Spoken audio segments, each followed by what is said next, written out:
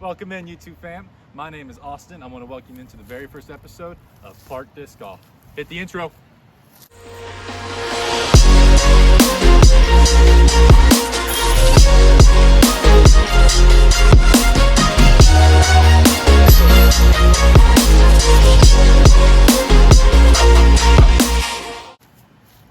So to be straight honest with you, I am back at this course. I already filmed the first 8 holes, but since then I actually ended up switching up the name I wanted to go with for the YouTube channel. So I thought I'd come back here, film another intro, and I had to finish playing hole 9. So I hope you guys enjoy it. Starting off on hole 1. So yeah, I just thought I'd ask a couple questions, let you get to know me a little bit. Like I said, my name is Austin. I am from Southern Ohio. I've been playing disc golf for about, I don't know, maybe 3 years-ish range. I'm not, professional level or nothing like that.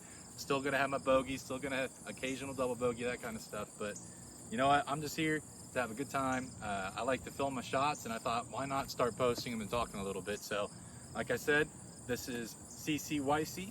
This is hole 1 on the gold tees. It is a par 3, 308 feet. It goes right over that little mound of like dirt and sawdust and that kind of stuff.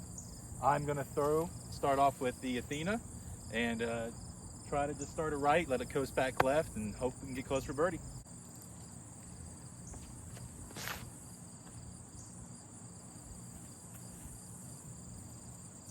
All right, so I landed right here in this bush. I'm just gonna try to flick a zone, just land close for an easy par.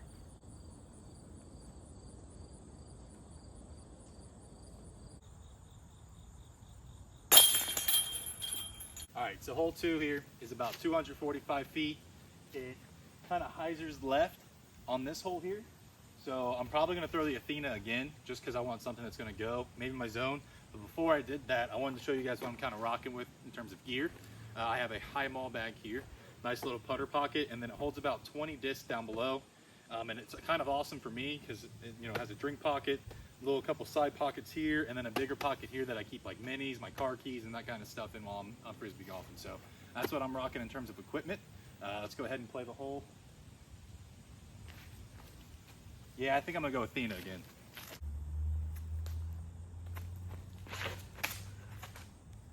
I'm back black.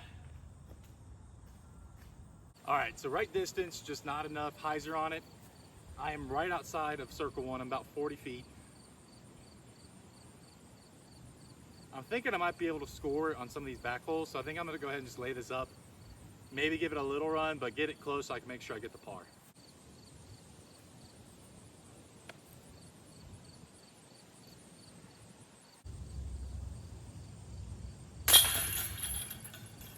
There we go.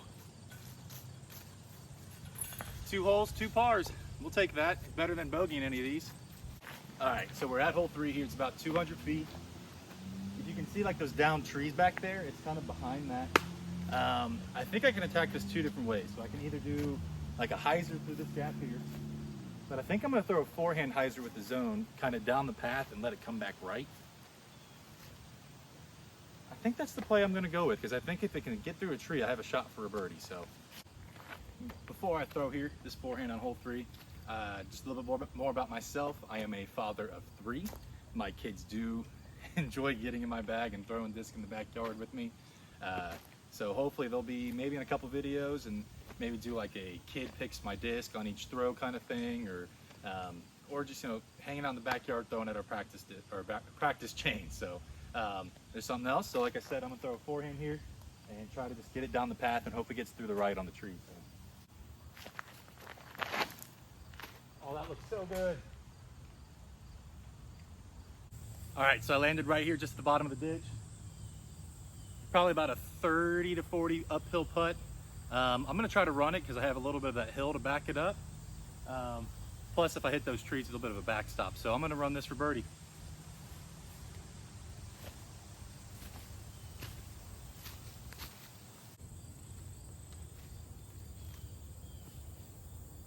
All right, I mean, I parked it, so that's worked. This should be just a drop-in par.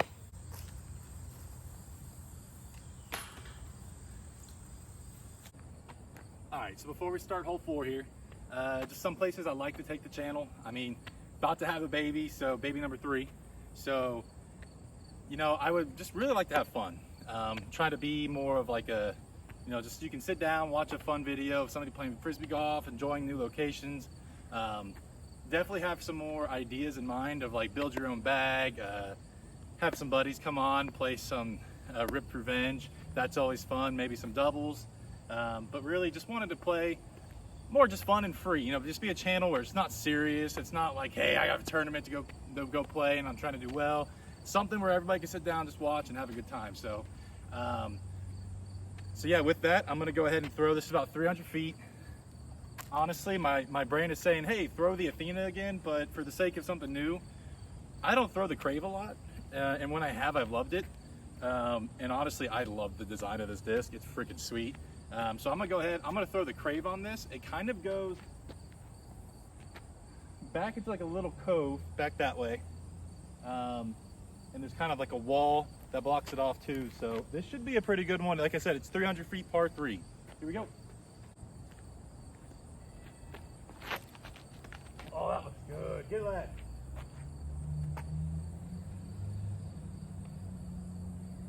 Oh man, if that doesn't skip left, I think that is absolutely perfect. That Crave did so good.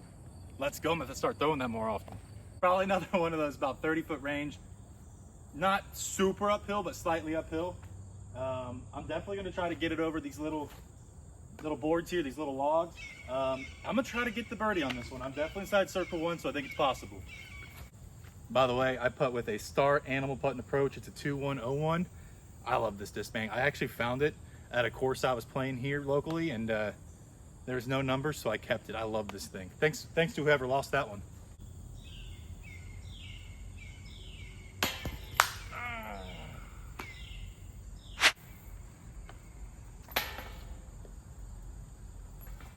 All right, so hole 5 here, it's about 300 feet. It is kind of up this hill and then to the right. I'm gonna try to throw the Annex, maybe kind of over that bush or like that kind of tall tree and let it come back right. I'm gonna throw it on the forehand. And getting into that, my kind of get to know me on hole 5 here, my favorite disc in my bag is actually this Annex here. I found this at a course. I have fallen in love with it. Again, there was a number called and they said I could have it. I don't just take disc. But yeah, this Annex, man, it has been my go-to favorite disc. And now saying that, I'm probably gonna hit a tree or shank something with this because every time I say that, it happens. But I'm gonna try to do good for you, so here we go. Oh, that looks so good. Stay off the tree. Yeah, I definitely think I just got underneath that a little too much. Got a little air under that disc. If I think I would have thrown it a little flatter, maybe I am up there where the basket is. That was actually a decent release for what I was wanting with the Annex there on this par 3. But walking up, I should be, I should be able to run it. Might have a shot for a birdie, but I think it hyzered too early. So, but I think I was onto the right idea with trying to get the Annex over. Probably about 45, 50 feet on the putt. I have some room to run it. I really want a birdie. I think I'm gonna try it here, unless I wimp out at last second and just lay it up.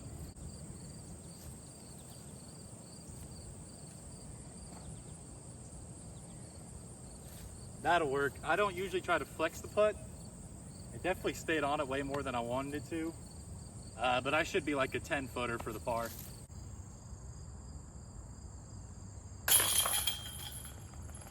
There we go. All right, so hole 6 here is kind of dead straight. It's about 300 and I want to say it's about 310 feet. So as you can see, it's kind of blocked. They have like a circle of down like logs that go all the way around the basket here. With it being dead straight, I'm gonna throw a disc that my daughter got me for my birthday. It's called the Jade. I know I shouldn't do this, but I've only ever thrown this disc like 2 times in the backyard. But I feel like trying to get an Anheuser throw on this, maybe start it left, let it come back right and fade at the end. It could be pretty beneficial on this hole. Given that, a lot of my discs, as you'll see in my bag, are not red, green, or yellow. I am kind of colorblind to those colors, so a lot of my stuff is blues, whites, I like pink, I have a couple orange discs in there, so I try to throw colors that really pop out from my eyes. But what is your guys' go-to color when you have Frisbees or you buy one? I mean, obviously I think I have a couple red, maybe a couple green, but I have not bought those personally. I usually find those, luckily, and I just play with them after somebody says, hey, I don't want that disc anymore. So like I said, hole 6, it's about 310 feet, going with the Jade. Come back, flick. All right, so I'm set up again here about circle 2. I just love this hole, man. It's just so cool. I do have the easier part of it where it's a little bit, you know, I can hyzer this, I have different options, but I probably normally would throw a zone and just hyzer it and let it, you know, fall right by the basket. But for the sake of the video and sake of throwing different things, I'm going to throw this Lone Star Alpha. Although I like to call it my BB6. Also kind of makes me think of Star Wars a little bit of a nerd. But I also love this disc because it has like a baseball on it. And I am a baseball fanatic. I've been playing baseball since I was like 2, and watching baseball, fantasy baseball, all that kind of stuff, man. Baseball is what I started with, and I honestly think it's why I gravitate towards Frisbee golf over like regular golf, because I can kind of, you know, dictate with my arm versus I'm trying to swing something, which I know you swing in baseball, but I always have a baseball slice out my drive. So it's just golf's no fun for me. Disc golf is, I'm way better at disc golf, believe it or not. So I'm gonna try to anhyzer this a little bit, just nice and easy, and just let it try to land right next to the basket. Come back.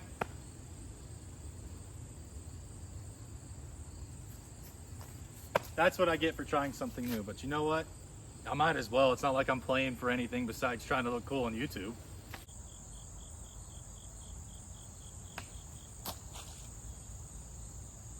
Twist it right.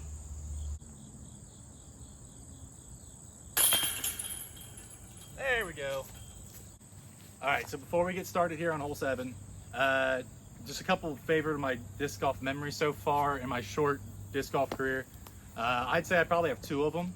The first one is me and my cousin buddy.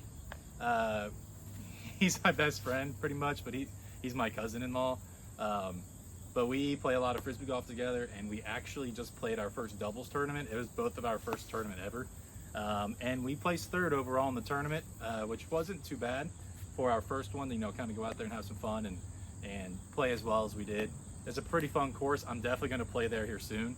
And then I would say the other memory that I have so far of disc golf in general, we took a trip with a couple other guys. We went down to Lynchburg, Virginia, and we played a lot of the holes, a lot of the courses that the foundation guys play. So that was really cool. We didn't meet any of them. Hopefully we can soon, but that was probably 2 of my favorite disc golf memories so far. And hopefully we continue taking trips like that, and this time filming them, and you know, just having fun playing disc golf. So hole 7. You can see the basket up here to the left. There's a Mando on this pole up here, so I got to get left early. I think I'm going to take the Athena here and try to throw it on hyzer. Honestly, now that I know there's a Mando there, I might take a forehand through this little gap to the right of this tree. And if I throw the Athena flat, I think it should stay on there. So I'm going to do that. Let's try that. I don't have a lot of room, so you'll probably see me jet in through the angle here, but I'm going to throw a forehand and try to let it come back at the very end.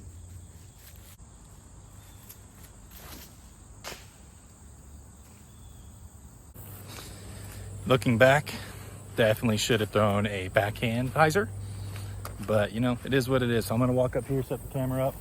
Hopefully we can throw a zone on hyzer and get it close.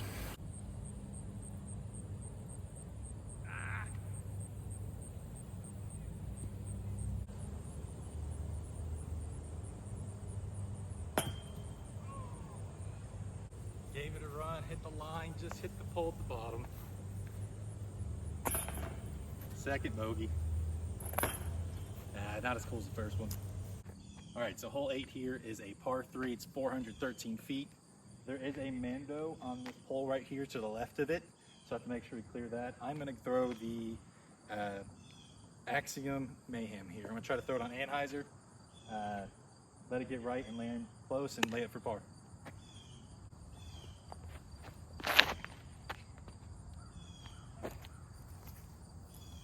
All right, so I landed about probably 100, 125 feet out. It's so cool how they have this basket set up in between this stump up here. Oh, it's such a cool shot. But I'm gonna take the zone.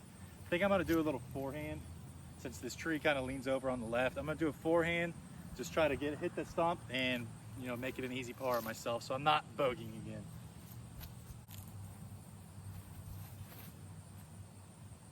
Get down. Oh, get in.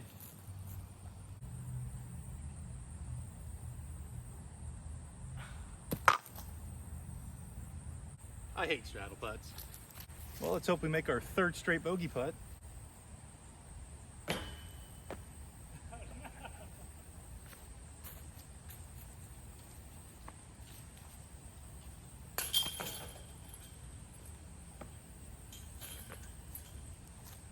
All right, so different day.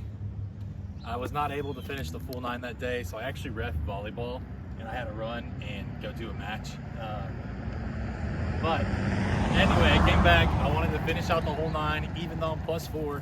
I definitely could be better at this point, but that's just how it goes sometimes. You miss stupid putts, get double bogeys, get these bogeys you shouldn't be getting. So anyway, hole 9's about 310 feet.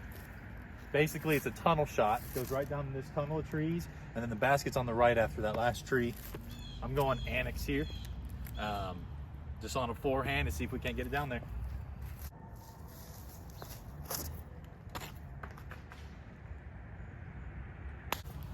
Definitely in a spot for a nice little forehand zone play.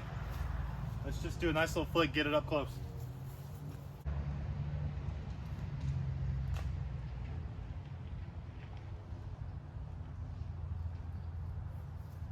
I should do her. Give me about a 15-footer. I should be able to make that, and let's end this with a par.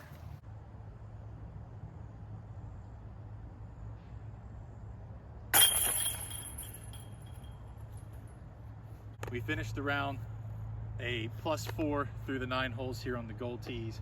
Honestly, should be better. Definitely missed those putts and just a rough last couple 3 holes. But next time we come and play here, I'm definitely going to try to do better. So stay tuned. Thank you so much for watching. Like I said, my name is Park Disc Golf. We'll see you on the next one.